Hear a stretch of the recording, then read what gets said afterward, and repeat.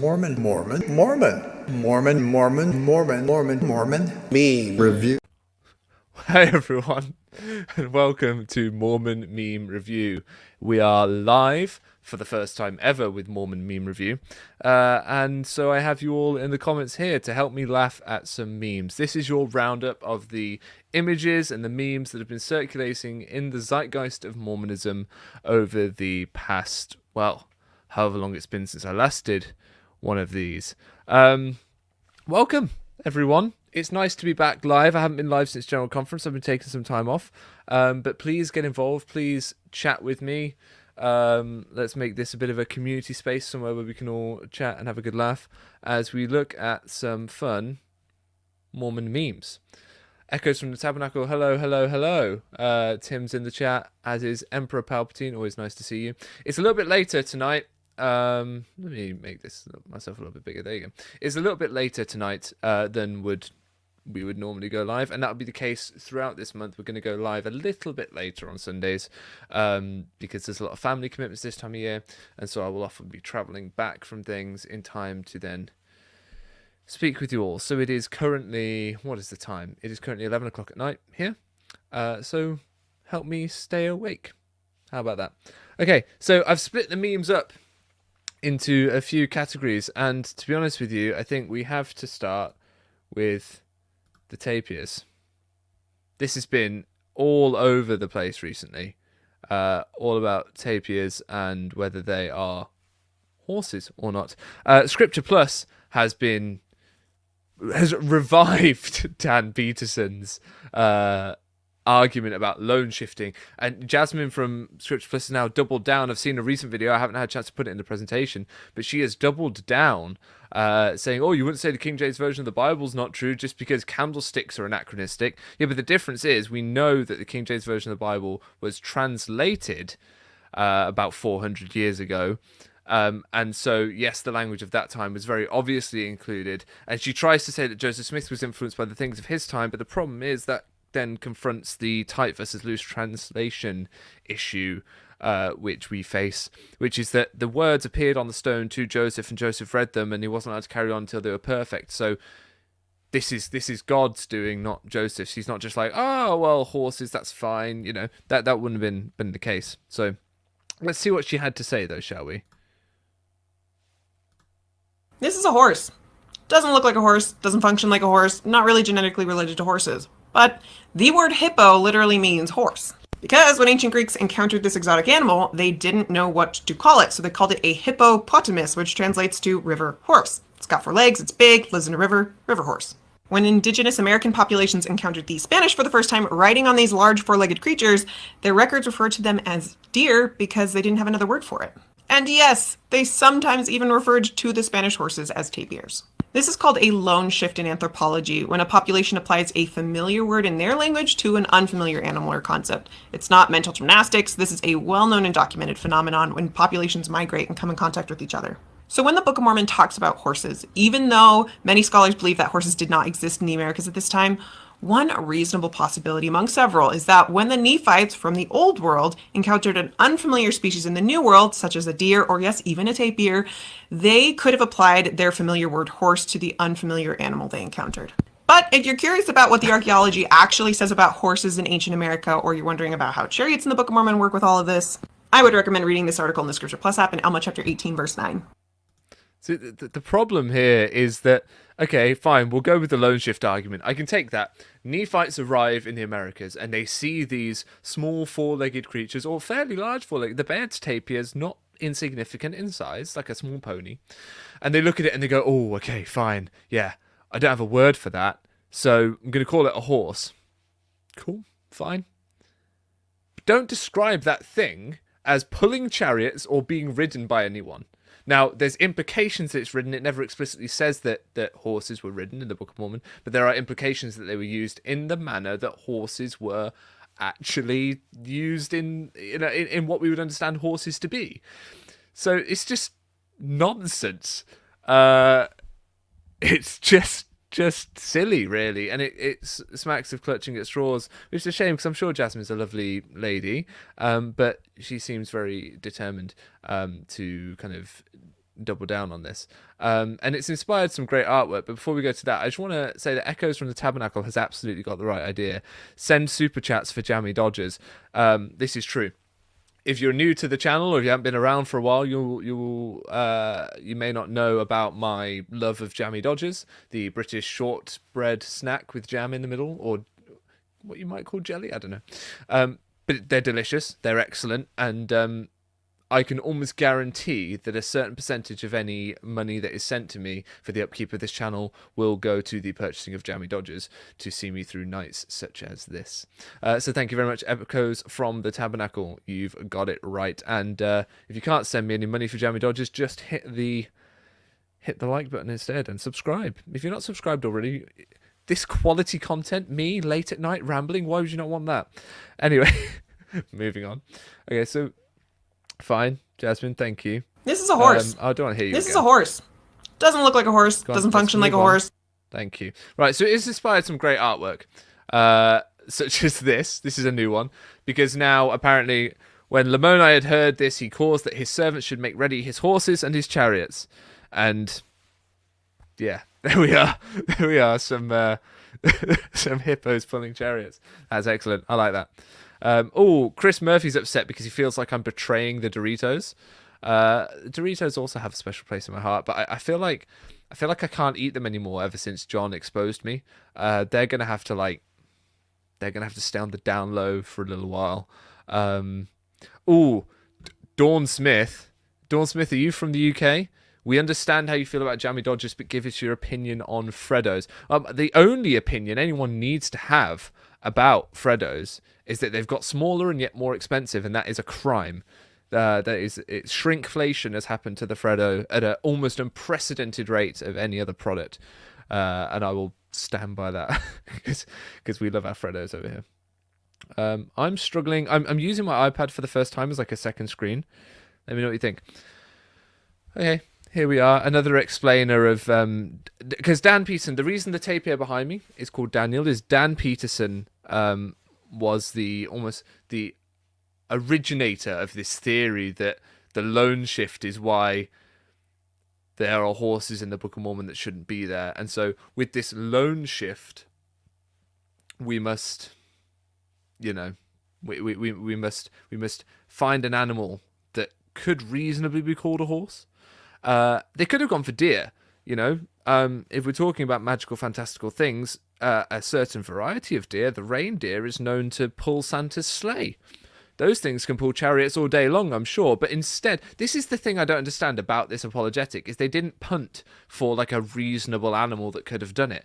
They plugged for the tapir, which, look at it. just look at it. It doesn't make any sense, but here's the apologetic. According to scientists, the mention of horses in the Americas during Book of Mormon times presents an anachronism. Yeah, something that doesn't fit the time frame for which it is claimed. How do we, as believers, reconcile this dilemma? A more likely candidate for the Nephite lone shift horse would have been the Central American tapir. Boy, oh boy. It doesn't get any less ridiculous the more it kind of gets explained. And here's a great image done by someone on Reddit of tapirs pulling chariots, and because we're getting completely anachronistic, there is just a big American flag in the background, because Mormonism is the most American religion in the world. And I say that as someone who is a Mormon from outside of America. You don't know it when you're in it, but when you're outside of it, it's very clear to see this is a very American religion, even though it claims to be pretty international. But has anyone seen the Pixar images that have been doing the rounds recently? AI generation has been a big popular thing at the moment, with AI generated images being used for all sorts of fun art and fun memes. I'm not as big a fan of some of the sort of artwork of apostles and prophets, because I feel like it's getting quite good now to the point where we could almost start to muddy the water in what's actually been said by them. And it's important that we understand what has actually been said by them so that we can hold them properly accountable. But if fake quotes and fake sayings and things start to leak out, that's actually a worry of mine, more broadly, but particularly in this sphere as well, because unfortunately, with conference talks being what they are, they have repeated patterns and repeated ideas and themes and sentence structures and ways in which people speak. So you've got the recipe for quite an easy deep fake there. Peter Higgs says, "Can you imagine native Indians riding a tribal battle on tapirs? That would be incredible, wouldn't it?" I do plan to do a video in the near future, where I will get up close and personal with tapirs and discuss this issue once and for all. So I need funds to do that. If you want to fund this channel, the donation link should be in the description. If it's not, let me know. But yeah, I'm planning to go and do that and film with some tapirs. So if you want to see that happen, be sure to at the very least like this video and subscribe to the channel so you don't miss it. Let's have a look at some of these Pixar images, shall we? Let's have a look. Does this work? I've purposely not looked at this slideshow for a few days just so I can get somewhat of a fresh reaction, and this one still makes me giggle. Disney Pixar presents Section 132. It's still doctrine after all. Yes, Chris Murphy, they will be Baird's tapirs. We've moved on from the tapirs, all right? We're now talking about how polygamy is still doctrine, which it is. It is. They haven't decanonized it. It's still there. And it's eternally, it is very much still happening. And I don't know how this AI has quite got so spot on the Utah image. People in the comments from Utah, does this ring true? As a caricature, at the very least, this rings true to me. Let me know your thoughts. We shall move on to the next meme, which I think this one is great. Finding Moroni. Just keep digging. Just keep digging. That is the White Salamander. That's a reference to the Salamander Letter, the forgery by Mark Hoffman, for those that don't know. The forgery that was defended by Dallin H. Oakes and then subsequently kind of thrown under the bus by Dallin H. Oakes. That story in and of itself is a big hit on sort of the power of discernment and what. Sorry, I'm not very funny, am I? I'm just noticing. I'm rambling along. I'm looking at funny things, and then I'm just boring you with facts about them. So I think there's a reason Mormon Meme Review died a death. But let's continue for old time's sake, shall we? Here we go. Now, the first thing I noticed immediately is that woman is giving my eye a run for its money. I see a kindred spirit there. But again, some may call it a cult, and some of the imagery that's gone around on the internet doesn't help with that assertion. But again, just a very sort of stereotypical family here. Let's move swiftly past this before I get too much abuse in the comments. Oh, yeah, okay. There's a lot to unpack on this one. Why does it make them all look younger, for a start? So this is a Disney Pixar style image. Oh, we got a super chat from Peter Higgs. All things must stop once people send me money so that you may see it. Here we go. Here's a $5 for you, Nemo. Love you, consummate. Thank you very much, Peter Higgs. Much appreciated. Thank you. Anyway, so this Pixar style image posted by modern day missionaries of the Quorum of the 12 and First Presidency makes everyone look younger, which is interesting, except for it seems like you cannot unage Nelson no matter how hard you try, but he's now got a bit of a sort of Gollum/Schmeagol look going on there. Dallin Oakes is what is interesting. Eyring, that tracks. They've somehow managed to make Uchtdorf even more attractive. Don't know how one does that, but there we are. The quizzical look on Ballard's face is interesting. It's interesting that so many of them have kind of quizzical or raised eyebrows. Maybe they're confused. They're trying to follow a consistent narrative within Mormon history and getting stuck. And it's managed to make Gerrit Gong less Asian, which I feel like is appropriate in many ways because, you know, there's just not that much diversity really in the churches there at the top level of leadership. Razban's doing all right out of this. Yeah, actually, someone's pointed out, Chris Murphy pointed out in the comments that Jeffrey R. Holland's doing all right out of this as well. Bednar looks more like a Ken doll than normal. Yeah, this is just, it's creepy, isn't it? It's quite creepy, but it's just that parting. It's the hair. It's the hair. Right, let's move away from this. It's kind of nightmare fuel, really. Let's move on to Think Celestial, which is, we're going to start straight away by looking at more broad conference memes that came out just this last general conference. And I feel like this calls me out and calls many of us in the comments out. Let me know if this is you. But Mormons during general conference, they're asleep. Just not really paying attention on phones, etc. But Exmos and people like me and people kind of active in this space, they're like, write that down, write that down, write that down. I am there scribbling away during general conference, trying to make sure I catch everything. And I think it shows. Chris Murphy said, RFM listened for me. Chris, this is a deep betrayal there, my friend. Deep betrayal. No, I applaud RFM for his halftime shows. I wonder where he got that idea. I'm just joking. He tried to bait me during one of my live streams. I wasn't rising to it at the time, but it's late at night and my filter's gone, so welcome to Nemo After Dark. We do still do it in different ways, though, so I think there's space for both. It's very interesting. But yes, Echoes from the Tabernacle also feels quite called out in the comments there. This one is nightmare fuel for sure. Yeah. Extra Think Celestial, extra celestial. Oh dear. Dear. Yeah. I don't know. I don't even know what to say about that, really. Your thoughts in the comments on that one. I'm going to move on, I think, for sure. This one was really interesting, how the church started to talk about Holy Week last April conference. That's how long it's been since I've done a Mormon Meme review. Last April conference, they started trying to get all Christian and use Christian terminology. So when Mormons start to celebrate Holy Week in 2023, how do you do, fellow Christians? And it does. They seem very much like an imposter trying to encroach on the Christian space. If the Mormon church is truly just a Christian church like any other, as they claim, they don't think they would have to spend so much time proving it. Like, I don't remember the last time the Catholics, the Baptists, particularly the Anglicans, I don't remember the last time any of them had to, like, assert their Christianity so much.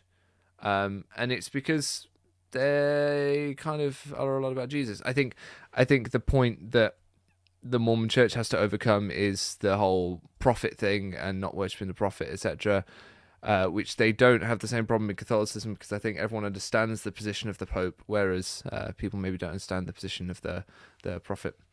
So there you are. That was my boring explanation of what was a rather funny meme. Oh, you didn't think this guy got away from it, did you?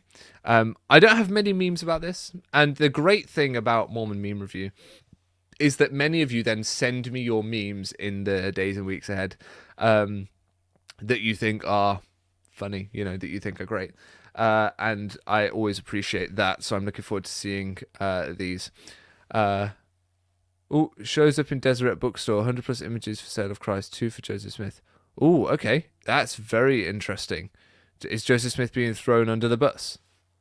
I like that. I think if they want to move more Christian, that's probably what they're going to have to do. Mormon Church, Tim Ballard. I don't want to play with you anymore. The Mormon Church discarded Tim Ballard. Very much so, in fact. They very much discarded him. As I think I think they might have got a tip-off, perhaps, that some of these lawsuits were heading down the pipe, and so they took preemptive steps to distance themselves. The one thing they failed to fully put to bed was his relationship with Elder Ballard, or President Ballard, which brings us to our next meme. Because there was concerns about Mormon Apostle Tim Ballard, Mormon Apostle, I'm going to get this wrong, Mormon Apostle M. Russell Ballard handing over tithing records to Tim Ballard, or OUR, or just letting him know who the rich people were to go and target for donations and whatnot. And a lot of the conspiracy theorists online, I don't subscribe to this, and I don't think this is what happened. I think he was a 95-year-old man who died. But there are some people who have said it seems rather suspicious that M. Russell Ballard died during the midst of all this controversy with Tim Ballard. It was in the midst of kind of an ongoing media frenzy about how related they were and people trying to work. I say media frenzy, this is Mormonism. It made a couple of newspaper headlines, but we're all talking about it, and that's what matters. And so this meme here, Nelson saying he's too dangerous to be left alive, but Nelson was too ill to go to Ballard's funeral, so I don't know how much longer Nelson has left, if I'm honest with you. Now for the wildcard round. And some of these are where you guys get to do some audience participation, which is lovely. So I want your comments and your reactions, and I'll be putting the best ones up on screen. But this one kind of sums up the time since I last did a Mormon meme review, actually, is the internet, TikTok, Mormon LGBTQ suicides, kook members like the Valos, Jeffs, Lafferty's, Rose, Snuffer, Ballard, YouTube temple videos, the SEC finance scandals, they're a big one, shady conversion tactics, hostile policies to LGBTQ+, the Desnat people, just terrible publicity, your Cody, Wyoming, all that sort of stuff, child sexual abuse by scoutmasters and bishops, the history of racism, sexism, violence, murder, all the problems in the Mormon Church's history, failing truth claims, they are just backing away from certain truth claims because they know they can't deal with them anymore, gospel topics essays, and members just out and out quitting. Is the church just on fire? And Russell M. Nelson's just sat there going, this is fine. This is okay. You could have him saying, let's change, let's stop people using the word Mormon. Because basically that's been their reaction to this whole thing, to the church almost falling around right. It was just to bury their head in the sand and ignore it. Just pretend that all is well in Zion, which I'm pretty sure there's a scripture saying we shouldn't do that, but there we are. Anyway, 2023, the year that could sink them. Yes, Lisa, that is a fair point. It is the year that could potentially sink the LDS Church. All right, this one I saw. This one just to throw the cat amongst the pigeons. Oh, this one. Here we go. Give this baby, so this baby being blessed, the most Mormon-y Mormon name ever upon the face of the earth. I want you to do this in the comments. Male or female, your choice. I want to hear the most Mormon name you can think of. Mine is Mackenzie Braxton Allred. That's my uber Mormon name that I can think of for a girl. Let's see what we have in the comments. Nephi. Yep, that's fair. Yeah, Tough with 2 Fs, says Nephi. Nephi, yep. Come on, guys. I want full names. I want common Utah names. Darren also says Nephi. Hiram. Yeah. Very Mormon. Isaac. Yeah. What's this one? Le Fonette. The brother of Jared. Excellent, John Baker. Excellent. Tim Rathbone says Moroni. Lehi Joseph Jensen. Yes, that is excellent. Brax Lee for a girl and Braxton for a boy. McKay, yep. Emma Fanny from Chris Murphy there, named after 2 of Joseph's wives. Jacob, solid name. Spencer Joseph. I feel like I know someone with that name. That's a familiar name. Nancy Smith. Okay, are we now just going down the polygamous brides route? Because that might just fly over some Mormons' heads. Brigham. Has anyone come across any Brighams? I've not come across anyone called Brigham. I feel like Mormons have learned that that's not a good name. But if you know a Brigham, let me know in the comments. McKinley. Yeah. John Baker's on the money, I think. And honestly, anything that's misspelled. Yeah. It's a... Oh, Ham Pickles says their brother is called Brigham. Oh boy. Okay. Well, I feel like babies... Mac Lee. Nice. Heber Tiankum Young. Perfect. Ammon Tanner Johansson. So here say that they know a Brigham. That's great. That's great. There's a 10-year-old Brigham in Corey Hawes Ward, which is also an excellent pun name. Kimball McConkey Jessup. Oh, that's strange. There should be a computer program or app that uses Joseph Smith's style of names for naming babies. Absolutely, I'd watch that. I'd use that. Have a look, for sure. Any more names for any more before I move on to the meme that's going to throw the cat amongst the pigeons? Spencer Joseph is a Fox 13 newsman, apparently. That would explain that one. And that is just a very Utah name, for sure. All right, well, let's go to the final meme, shall we? And discuss. Mormons, Jesus, Donald Trump. What is it with... There seems to be a large proportion of Mormons voting for Donald Trump. I'm going to ask the audience because I feel like as an outsider, I'm kind of looking in on this and going, oh, it just seems like a lot of Mormons vote for Trump. Is it true? Do a lot of Mormons vote for Donald Trump? Will they... Yeah, I saw some like Trump 2024 stickers in my time in Utah. But... yeah, while you're telling me all about Utah politics, someone here saying that they knew a Brigham, also a family of kids named Sariah, Parley, McKinley, and Hiram. Oh, boy, oh boy. Lots of babies being born this winter named Russell or Nelson when he dies. That's fair. I think we'll see a lot of that, actually. Utah had the highest Trump total in 2016. Really? Wow. Okay. Wow. Right. I didn't know that. Okay. They need a new idol for voting for Trump. I'm not sure what you mean there. Wow. I knew he was popular, but didn't know he was that popular. So, but do you think this meme holds up? Do you think that this is the attitude? Corey Hall has a Trump flag right next to his temple bag. Wow. Okay. Yeah, I thought this. Okay. Right. Well, church members are encouraged to vote Republican. Trump is Republican. They're just following the prophet.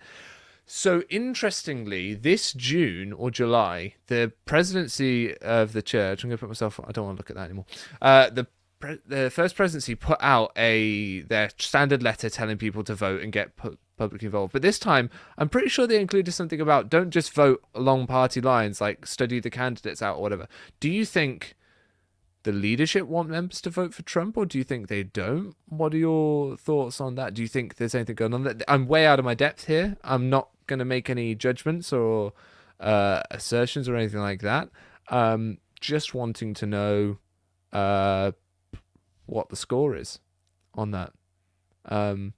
Mormons in the USA have traditionally been Republicans no matter what the candidate is. So maybe that's why the leaders of the church are telling them to maybe take a bit more consideration, not just to vote for a party, but to vote based on the candidate. Wes says, made no effect, Mormons still love Trump. Fair enough. Matt Gilman can't stand Biden, so who should I vote for?